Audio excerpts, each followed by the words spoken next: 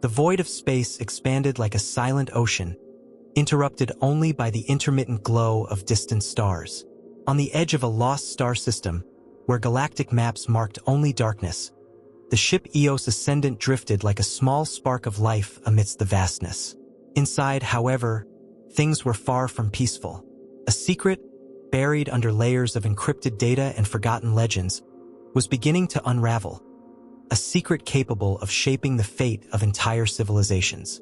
Kale Draven, a young pilot known as much for his skill as for his stubbornness, stared at the holographic panel in front of him. His tired eyes scanned the data, but something in the numbers, or the oppressive feeling hanging in the cabin, told him something was wrong, terribly wrong. Ignoring the unknown in space was suicide, and Kale knew this better than anyone. Epsilon 72, he muttered as he adjusted the controls. A name even fleet veterans feared to speak aloud. The star system where the Eos Ascendant had arrived was shrouded in mystery. It was said no one returned from there, and Kale had always treated such stories as tall tales meant to scare recruits. But now, faced with the strange transmissions captured by the ship's sensors, he was beginning to wonder if those legends were warnings rather than mere fiction. Radio waves carried fragmented and unsettling messages. Genesis code. Singularity detected. Something was down there, something that should not exist. On the command bridge, Lyra Henshaw remained silent, her gaze fixed on the hologram of the desolate planet dominating the screens. Known for her sharp mind and calculated decisions, Lyra was a leader both respected and feared. Pre-ascension technology, she murmured, studying the anomalous geometric patterns in one of the transmissions. Her eyes never left the hologram as she concluded, "We can't ignore this. Prepare the teams." Lyra's decision wasn't a choice. It was a necessity. And so, as orders were given and preparations began, Kale tried to shake the strange feeling that had been haunting him since their arrival. It wasn't just the planet's mystery or the eeriness of the transmissions. It was personal. A vague and fragmented memory pulsed in his mind, as if something on that planet had been waiting for him. "Draven, you ready?" asked Taro, a veteran cyborg with more implants than flesh, while adjusting his reinforced armor. Kale forced a smile as he double-checked the systems on the auxiliary craft. "Ready or not, it seems the unknown wants to meet us before we leave." The comment earned a reproachful glare from Lyra, who descended into the loading bay just behind him. The mission was about to begin, and there was no turning back. As the auxiliary craft descended into the turbulent atmosphere of Epsilon 72, violent winds and electromagnetic storms felt like a living threat, trying to tear them from the sky. The team, strapped to their seats, exchanged glances that wavered between determination and fear. Kale, however, remained focused until they finally caught sight of the planet's surface. And then, everyone held their breath. Amid crystalline deserts and impossible towers that seemed to defy gravity, a pulsating light glimmered in the distance. A glow that seemed alive, yet neither natural nor artificial. It was something beyond human understanding. Kale took a deep breath, the weight of the mission settling on him. If what awaited them there was a mystery, it also held the promise of answers and perhaps something much greater. The auxiliary craft landed with a muffled thud, its frame trembling under the impact against a ground that seemed to pulse with its own life force. Once the dampers stabilized the vehicle, Kale Draven descended the disembarkation ramp. His boots sank slightly into a spongy, warm terrain that radiated a subtle, almost unsettling energy. He looked around, and the surreal landscape left him speechless. Massive, translucent crystals rose toward the sky like glass towers, their reflections fracturing the alien twilight into a pale rainbow. In the distance, mountains floated in the thin air, defying gravity. Every element of the planet seemed alive, yet disturbingly artificial, as though shaped by something far beyond human comprehension.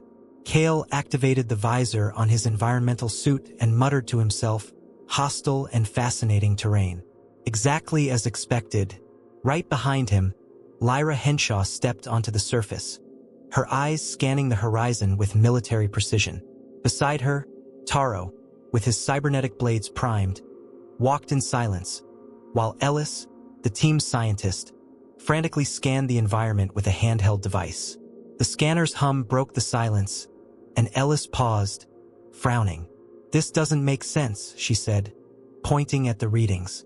"These crystals, they're not natural. Their composition is anomalous. It's as if they were manufactured." Lyra nodded, her expression stern as she analyzed the crystalline towers that blinked in hypnotic patterns in the distance. "Manufactured or not, we're not here to understand them. We're here to ensure this isn't a threat." Her words were firm, but there was a trace of unease in her voice. Cale noticed but remained silent, focused on adjusting the equipment on his armored forearm. The first obstacle came quickly. As they moved toward the alien structure detected by the ship's sensors, magnetic storms began to form on the horizon, moving with alarming speed. A gust of wind charged with static electricity forced them to seek shelter under a larger crystal formation. "Watch out!" shouted Taro as a brilliant fragment of crystal crashed near Ellis, disintegrating with a high-pitched sound that seemed to reverberate even in the radio frequencies. Ellis stumbled but quickly recovered, brushing dust off her suit. "It's like the environment is reacting to us," she said, her voice trembling. Lyra shot the scientist a sharp look but didn't reply. Cale, however, felt something different. It wasn't just the environment reacting, it was as if the planet itself was watching them. After hours of navigating the treacherous terrain, they finally reached the base of the alien structure detected earlier. As they approached, the tower shimmered in a rhythmic pattern that seemed synchronized with their heartbeats. "This light, it's not just visual," Ellis observed, adjusting her visor. "It's as if it's scanning us." The structure was immense, its entrance partially blocked by a vibrant light barrier that oscillated like a liquid veil. Ellis approached cautiously, scanning the barrier with her device. "This isn't ordinary energy. It's hybrid, part physical, part pure energy," she said, her eyes wide with fascination. Cale stepped closer, touching the barrier with a portable device. For a brief moment, a pattern of alien symbols glowed, as if the structure were responding to his presence. "It's a language," Cale said, his voice filled with curiosity. Before they could decipher the symbols, a deep, guttural sound echoed around them. Everyone turned quickly, weapons drawn, as figures emerged from the dense mist that seemed to rise from the ground. Tall and slender, the creatures had bodies covered in metallic plates and eyes that glowed with an intense blue. The energy radiating from them was as unsettling as the landscape around them. "Contact," Lyra murmured, raising her weapon while Taro activated the blades embedded in his arms. "No sudden movements," she ordered. The creatures, however, showed no aggression. One of them stepped forward slowly and gestured toward the light barrier, pointing at the group. The gesture was clear, almost human. "Enter." Lyra hesitated, her eyes locked on the creatures as she assessed the situation. "If it's a trap, we don't have many escape options," she said coldly. After a brief moment, she made her decision. "We're going in. Taro, stay alert. Ellis, record everything. Cale, stay on my 6. The group advanced, passing through the barrier, which dissolved like vapor as it touched them. On the other side, the structure revealed an immense hall, illuminated by a golden light that seemed to emanate from every direction. Alien machinery was scattered throughout the space, some still functional, while others appeared fossilized by time. At the center of the hall, a crystalline, metallic sphere floated, emitting pulses of energy at regular intervals. Its glow made the symbols etched on the walls seem to dance. Cale felt a chill run down his spine. He took a step forward, his eyes fixed on the sphere. "This is it," he said almost in a whisper. "This is what was calling us." His curiosity was evident, but there was something deeper, almost instinctual. Lyra, on the other hand, kept her hand on her holstered weapon, ready to act. "Ellis, what is this?" she asked. Ellis examined the sphere with fascination, but before she could respond, the entire room pulsed with a sound wave. The sphere projected holographic symbols into the air, and Cale recognized them instantly. "Genesis code," he murmured, the words spilling out as if they were already inside him. Lyra stared at him, suspicious. How do you know this? Before he could answer, the sphere emitted a series of sounds. Fragments of voices, static, and what seemed like a call. Suddenly, they all realized this wasn't just technology.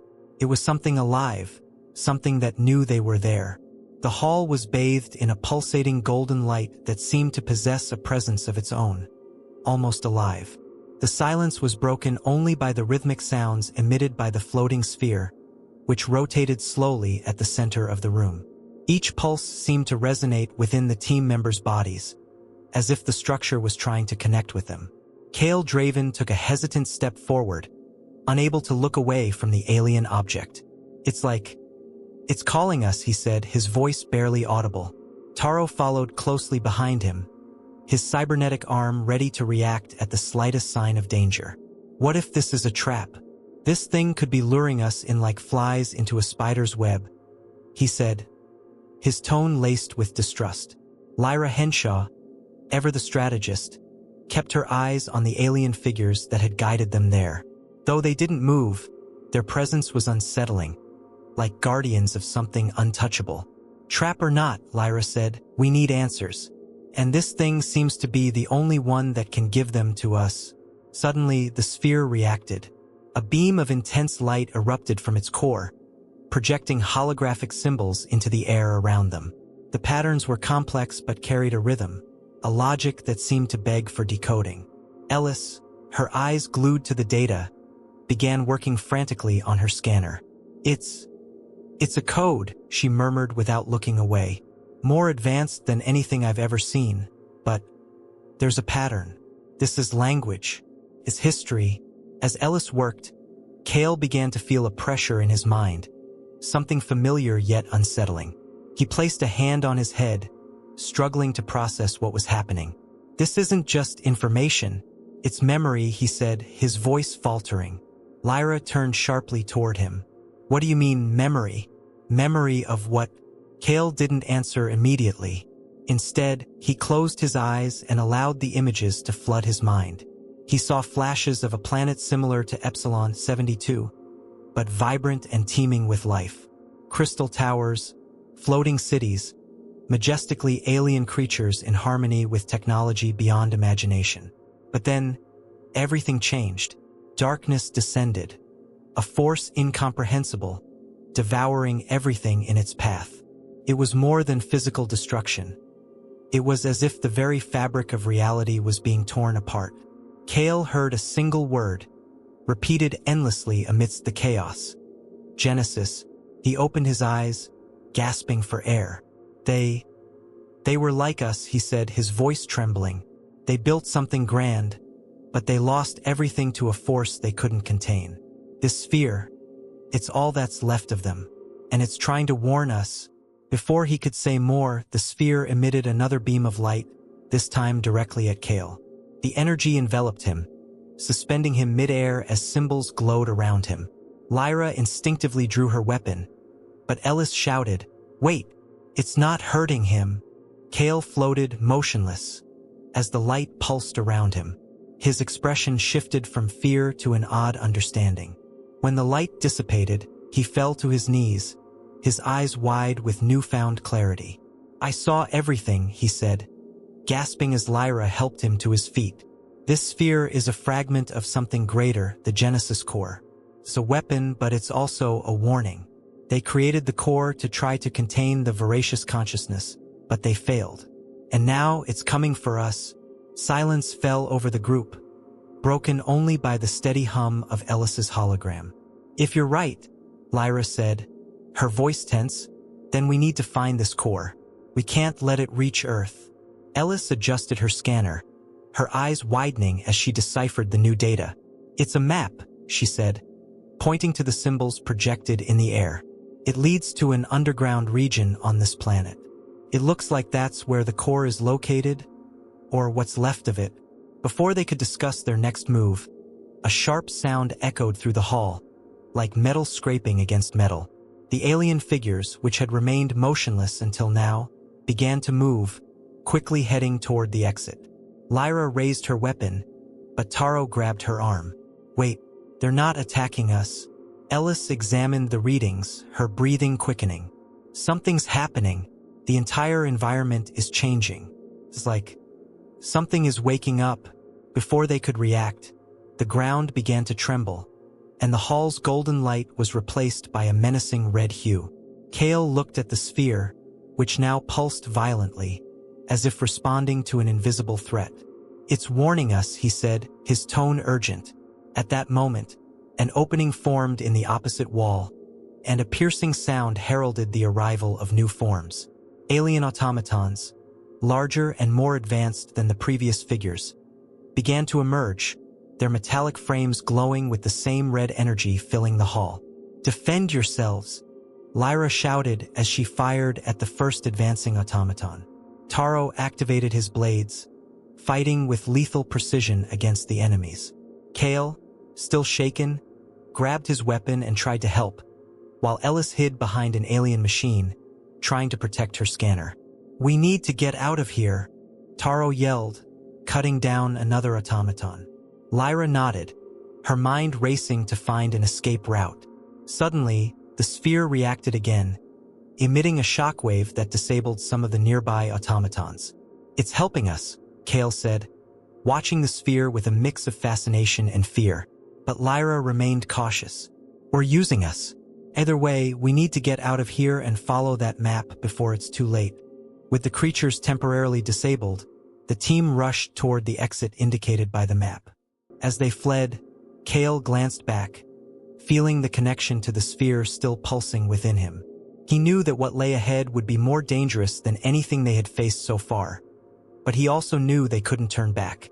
Humanity's fate depended on it. The hall behind them faded quickly as the team moved through the narrow corridor connecting the structure to the rest of the underground complex. The map projected by the sphere hovered on Ellis's visor, indicating the path to the core. However, the journey was anything but straightforward. The environment seemed alive, as if the planet itself was evaluating the intruders, or attempting to stop them. The walls of the tunnel were covered in pulsating light patterns, similar to those of the sphere but more chaotic, as if the energy there was fragmented or weakened over time. Kale felt an increasing pressure in his mind, as though something was trying to communicate with him directly. He stayed focused, but he knew the worst was yet to come. "The energy is getting stronger," Ellis noted, adjusting the sensors on her scanner. "We're approaching a massive source. It must be the core." Taro, leading the group with his cybernetic blades activated, cast a skeptical glance at the scientist. "Great. More flashing lights and incomprehensible codes. That's never gone wrong before. Keep complaining, and the planet might decide to get rid of you first," Lyra responded, cutting through his sarcasm with her usual coldness.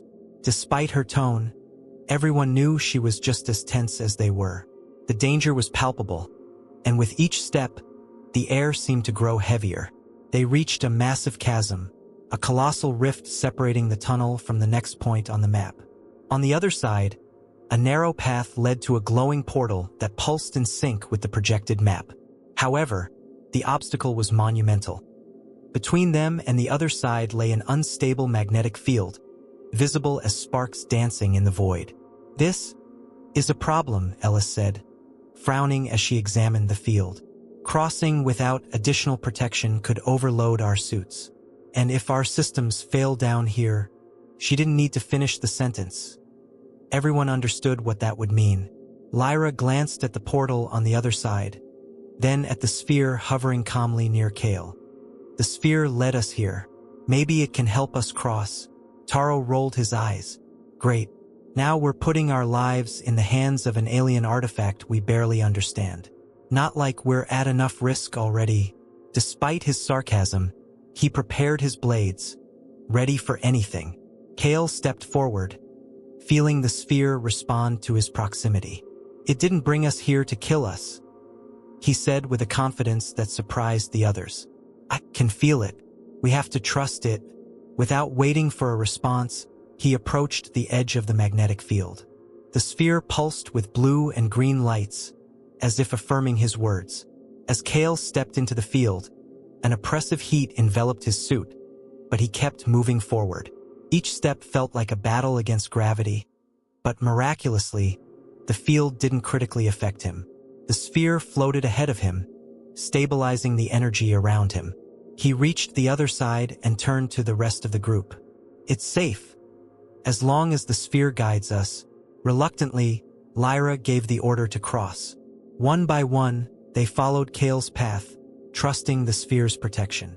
When they were all on the other side, a collective sigh of relief swept through the group. But the relief was short-lived. As they left the magnetic field, a vibration echoed through the chasm, followed by a deep, mechanical sound. From the shadows, forms began to emerge. Alien automatons, similar to those they had faced before but even more advanced. Their bodies glowed with the same pulsing light as the portal, and their movements were swift and precise. "They found us," Taro said, adjusting his cybernetic blades. "This is going to be fun." "Defensive formation," Lyra shouted, drawing her weapon. Ellis searched for cover, trying to protect the scanner, while Kale and Taro engaged the initial wave of attackers. The creatures advanced with relentless force, but the sphere intervened once again. Emitting pulses of energy, it disabled some of the automatons, giving the team brief moments to react. "Ellis, the portal!" Lyra yelled as she took down one of the attackers with a precise shot. Ellis rushed to the panel beside the portal, trying to activate it. "It's locked," she said, panic creeping into her voice. "I need more time." Lyra and Taro continued holding off the automatons while Kale felt the connection to the sphere intensify. "It's trying to help us," Kale said, watching the sphere glow brighter. "But it needs something from me." He looked at Lyra, his determination clear. "Cover me. I can activate the portal." "Kale, no," Lyra shouted, but it was too late. He touched the portal's surface, and the sphere immediately fired a beam of light that enveloped him. The runes on the portal began to glow, and the magnetic field around them dissipated. The portal opened, revealing a passage illuminated by a radiant energy that led deeper into the planet. "Move now," Lyra commanded, covering the team's retreat. One by one, they passed through the portal, with Kale being the last. As they crossed, the portal closed behind them, cutting off the automatons that were still trying to reach them. The ensuing silence was almost deafening. The new environment was unlike anything they had seen. A vast underground complex stretched before them, illuminated by a pulsating energy emanating from the walls and floor. At its center, a large platform appeared to be an elevator descending even deeper. "The core is down there," Ellis said, her voice trembling with a mix of excitement and fear. "We're close." Lyra looked at the platform, then back at her team. "We're entering unknown territory." "Taro, take point." "Ellis, keep monitoring." "Kale," she hesitated before finishing. "Be careful." As the platform descended, Kale felt the pressure in his mind intensify. More visions flooded his thoughts, this time clearer. He saw a war, being similar to those they had encountered on the surface, fighting against an indescribable force. The chaos was absolute, but one thing became clear. The core was that civilization's last hope. And now it was their only hope as well. When the platform finally stopped, they found themselves in a massive chamber, with the Genesis core floating at its center. It radiated a pure white light, interspersed with golden and blue patterns that flowed like a river. The sphere, as if drawn by an invisible magnet, quickly floated toward the core, connecting with it. Lines of energy spread across the walls and floor, as though the planet itself had just awakened. "We've made it," Kale said, his voice filled with reverence. "And now everything begins." The elevator halted with a slight tremor, and the air around them seemed to vibrate with the pulsating energy of the environment. Ahead of the team lay the chamber housing the Genesis core, both majestic and menacing. The core floated at the center, a colossal sphere of crystal and metal radiating pure white light, its surface adorned with golden and blue patterns that danced like currents in a living river. The energy emanating from it was so intense it seemed to seep into every cell of their bodies, an invisible yet irresistible presence. Lyra Henshaw took the first step forward, her posture rigid, though her expression betrayed unease. "This place doesn't feel abandoned," she murmured, her eyes scanning the walls covered in symbols pulsating in sync with the core. Elis adjusted the scanner in her hands, her fingers trembling as she captured readings that defied logic. "The energy here is unimaginable," she said, her voice a mix of awe and fear. "It's like the core is alive, like it's watching us." Taro remained near the entrance, his cybernetic blades ready. "And what if it's not just watching? I don't like the idea of something this powerful deciding what we do here," he muttered. Kale, however, seemed entranced. He walked slowly toward the center of the chamber, his eyes fixed on the core. Each step brought more visions flooding into his mind, flashes of memories that weren't his own, of a civilization that had reached the pinnacle of existence, only to be destroyed by something beyond even their advanced understanding. Before anyone could react, the sphere that had guided them this far floated toward the core, slotting perfectly into an opening at its base. A brilliant light swept through the chamber, followed by a deep voice echoing from all directions. It wasn't a physical voice. It was as if the core itself was speaking directly into their minds. "Intruders detected. Identity confirmed. Genesis protocol activated." Lyra instinctively raised her weapon, but Kale held up a hand, urging calm. "We're not a threat," he said, as if speaking directly to the core. The pulsating light around the sphere dimmed, and the environment became more stable. Then, holographic images began to project around them like a three-dimensional film. It was a story, though one they could barely comprehend. The holograms depicted a vibrant planet, teeming with life and advanced technology. Crystal towers, floating cities, and beings seemingly in perfect harmony with their world. But this harmony was shattered by an encroaching darkness, a colossal force that was neither fully physical nor purely energetic. It consumed everything, absorbing matter and energy alike, leaving only destruction in its wake. "The voracious consciousness," Kale murmured, recognizing the entity from his earlier visions. "That's what destroyed this world." The core's voice echoed again, this time responding directly to Kale's words. "Entity designation, voracious consciousness. Status, dormant. Probability of reactivation, 98%. Estimated time, 12 planetary cycles." Elis's eyes widened, the holographic data reflecting off her visor. "If that's true, it means it wasn't destroyed. It's just waiting. And now we're the next target." Lyra took a deep breath, struggling to process the information as she studied the holograms. "And why are you telling us this?"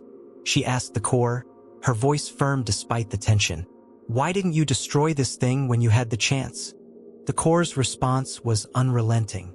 "Insufficient energy. Incomplete connection. Genesis protocol requires an operator for full activation." "Operator," Elis repeated, glancing at the symbols flashing in the holograms. "Does that mean someone has to connect with the core to make it work?" But the energy needed to activate the protocol would destroy the operator. A suffocating silence fell over the group as they absorbed the weight of the revelation. Taro broke the silence with his usual sarcasm, though the gravity of the situation was evident in his tone. "So, basically, someone here needs to sacrifice themselves to save everyone else? Great. Who's volunteering first?" Kale looked at him with a serious expression but said nothing. Lyra, meanwhile, averted her gaze to the core, her mind racing to find another solution. The sphere broke the impasse. It glowed intensely, projecting holographic images of Kale. Moments from his childhood, his first missions in the fleet, even memories he didn't recognize. The core seemed to indicate that he was the key to activating the protocol. "This can't be a coincidence," Kale finally said, breaking the silence. "From the moment we arrived, something here has been calling me. I was chosen for this. This is madness." Lyra protested, stepping forward. "We can't just accept this as truth. There has to be another way. You're not sacrificing yourself for something we barely understand." But Kale stood firm. He looked at her, his eyes shining with determination. "You know there's no other way. Everything, the sphere, the visions, even our choices, brought us here for a reason. And that reason is me." Before the argument could continue, a deep, ominous sound reverberated through the chamber. From the shadows, new automatons emerged, larger, faster, and clearly hostile. They weren't there to protect the core but to stop it from being activated. "They've been reprogrammed," Ellis said, backing away as she scanned the data. "Something, or someone, doesn't want us to use the core. Defend the position," Lyra shouted, opening fire on the rapidly advancing creatures. Taro charged to the front lines, his blades gleaming as he sliced through the enemies with lethal precision. Ellis worked frantically to decode the core systems, while Kale stared at the sphere, feeling a connection deeper than ever. He knew time was running out. "I'll finish this," Kale said, his voice cutting through the chaos. He ran toward the core, ignoring Lyra's shouts and the gunfire around him. When he placed his hands on the core's glowing surface, a wave of energy surged through the chamber, momentarily disabling the automatons. The light around Kale intensified, and his voice began to merge with the core's. "I can see it now. Everything they tried to do, and what failed. But this time we won't fail." Lyra tried to reach him, but an energy barrier stopped her. "Kale, stop. You don't have to do this." She pounded on the barrier, frustration and desperation evident in her eyes. Kale, however, gave her a faint smile, despite the pain etched on his face. "Lyra, trust me. Protect Earth. This is the only way." The core's light grew brighter, and the ground beneath them began to quake. The walls vibrated as golden symbols pulsed like a racing heartbeat. Kale was merging with the system, and the chamber seemed to prepare itself to unleash a power beyond comprehension. "This isn't goodbye," he said, his voice carrying an almost otherworldly calm. "It's a beginning." Kale was entirely enveloped by the core's light, his body suspended in the air as though he were an extension of the structure itself. Golden energy lines pulsed beneath his skin, connecting him to the sphere, which seemed to merge seamlessly with the core. The team watched in stunned silence as the environment around them began to transform. Alien symbols illuminated the walls, and the vibrations grew more intense with every passing second. "Kale!" Lyra shouted, pounding on the energy barrier that separated them. Her eyes were filled with desperation, but also with fierce determination. "Don't do this. We can still find another way." But Kale didn't respond. He was somewhere else now, connected to something far beyond their comprehension. Taro and Ellis struggled to hold back the automatons. The machines kept pouring in from the openings around the chamber, faster and deadlier with each wave. "They're not stopping," Taro yelled, slicing through another advancing automaton with his cybernetic blades. "We have to get out of here, or we're all going to die." Ellis, crouched behind an alien structure for protection, frantically worked on accessing the core's data. "I'm picking up fragments." Kale is fighting an internal battle. He's using the core to contain the voracious consciousness, but it's consuming him. "I don't know how much longer he can hold on." Her voice trembled as holographic data lit up her scanner, revealing the immense scale of what was happening. Inside the core, Kale could feel everything. He was no longer just Kale Draven, he was part of something far greater. Images and memories of a lost civilization flowed through him like an endless river. Their glory, their downfall, and their final desperate attempt to stop the voracious consciousness from obliterating everything. He saw the universe through their eyes, vast and full of potential, but also under constant threat from an unfathomable force. The voracious consciousness wasn't just a destructive entity. It consumed not only matter but also energy and memory, erasing the very existence of those it encountered. "I understand now," Kale murmured, his voice reverberating both within the chamber and in the minds of his companions. "This force, it can't be destroyed, only contained, and I am the key to that containment." Outside, Lyra continued trying to break through the barrier, even as the chamber began to crumble around them. "Kale, you don't have to do this alone," she cried, tears streaming down her face. "Let us help you." He finally turned his head toward her, and for a brief moment, the Kale she knew was still there. "Lyra," he said softly, "you've already done more than I could ever ask. Now it's my turn." At the center of the chamber, The core began to emit a light so intense it was impossible to look at directly. The automatons, which had been advancing relentlessly, suddenly froze in place and collapsed, their metallic forms crumpling to the ground as though drained of energy. The chamber shook violently, and cracks began to spread across the walls and floor. "The core is triggering a singularity," Ellis shouted, her voice filled with panic. Kale is redirecting all its energy to create a collapse that will consume the voracious consciousness. And this planet with it. Lyra clenched her fists, her heart heavy. "And him too. We have to leave now," Taro shouted, grabbing Lyra by the arm. "If we stay, we'll all die." Lyra hesitated for a moment but knew he was right. "Ellis, find us an escape route." Ellis worked quickly, her fingers flying across her scanner's controls. "There's a way back through the elevator. But we have to move fast." As they raced toward the elevator platform, Lyra glanced back one last time. The core was now enveloped in a vortex of energy, with Kale at its center, radiating an almost serene expression. She clutched the pendant in her pocket, something he had dropped before the mission, and whispered, "Thank you, Kale." The elevator ascended swiftly, leaving the collapsing chamber behind. When they reached the surface, the sky above Epsilon 72 was transformed. The energy that once pulsed across the horizon now converged into a single point, shining like a star devouring the entire planet. They boarded the auxiliary craft, and Lyra took the controls, navigating through the magnetic storms to escape the planet's atmosphere. From space, they watched the planet one final time. The core's light intensified until it imploded, creating a singularity that swallowed everything around it.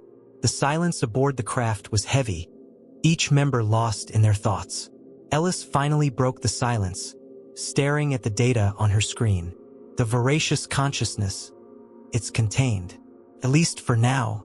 Her voice was filled with relief but tinged with sorrow. Lyra didn't respond. Her eyes remained fixed on the void where the planet had been, the pendant still clutched tightly in her hand. Taro, sitting beside her, sighed. "He saved all of us, Lyra. Maybe even more than that." She nodded slowly. "I know. And I'll make sure no one forgets what he did." Suddenly, the craft's holographic panel flickered with an unexpected transmission. It was a faint, low-frequency signal, but unmistakably artificial. Ellis adjusted the sensors, her eyes widening. "It can't be. This signature is from the sphere." They gathered around the panel as the fragmented message appeared. Genesis codes preserved. Evolution required. Return inevitable. Lyra took a deep breath, a mixture of hope and apprehension washing over her. Kale, or at least part of him, is still out there. This isn't over. She adjusted the ship's coordinates toward Earth, her resolve renewed. But we'll be ready for whatever comes next. As the ship entered hyperspace, the distant glow of the singularity faded into the horizon, leaving behind a universe that had been saved, at least for now.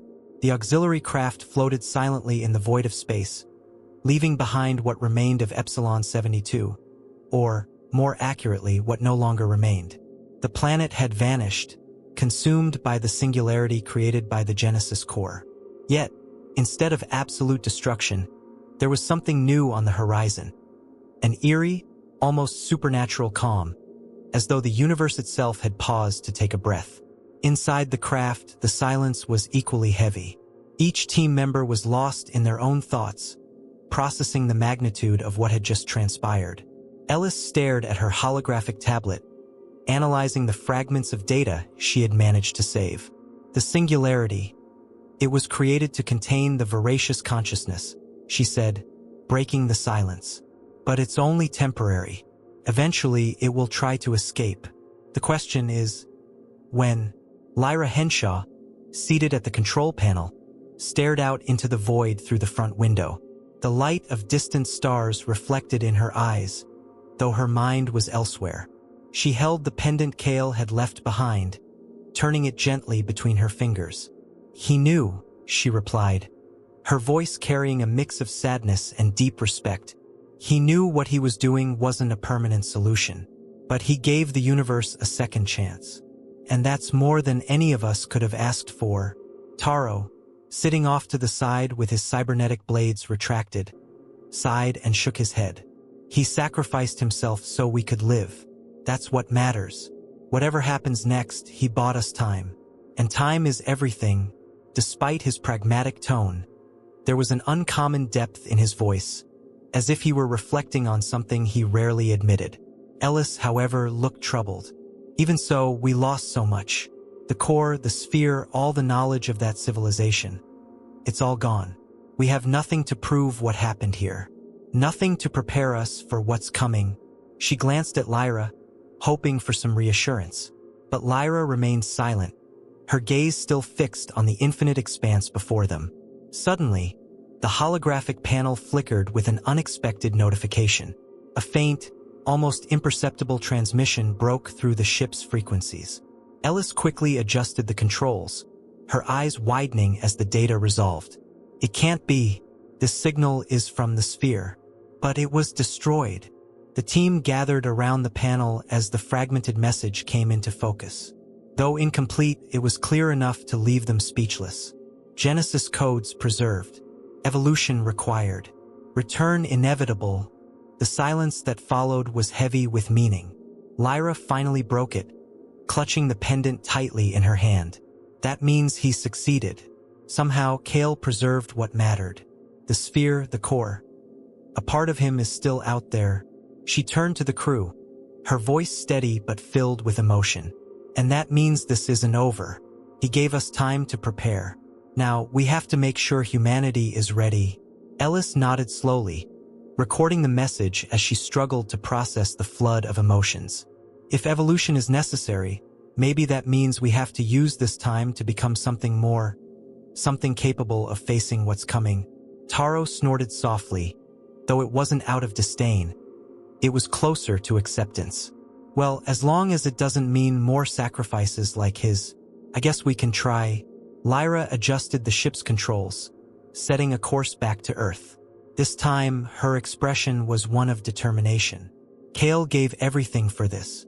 We can't waste his legacy. We'll go back, tell the world what happened here, and prepare for what's to come. As the craft entered hyperspace, the glow of the singularity faded into the distance. It was the end of a world, but also the beginning of something much greater. In that moment, Lyra knew Kale's story didn't end here. It was merely the first chapter in a battle that would define not just humanity, but the universe itself. Outside, the stars continued to shine, silent witnesses to Kale's sacrifice and the promise of a new beginning. And somewhere, deep in the cosmos, the Genesis codes waited, guarding secrets that might one day save or redefine everything that existed.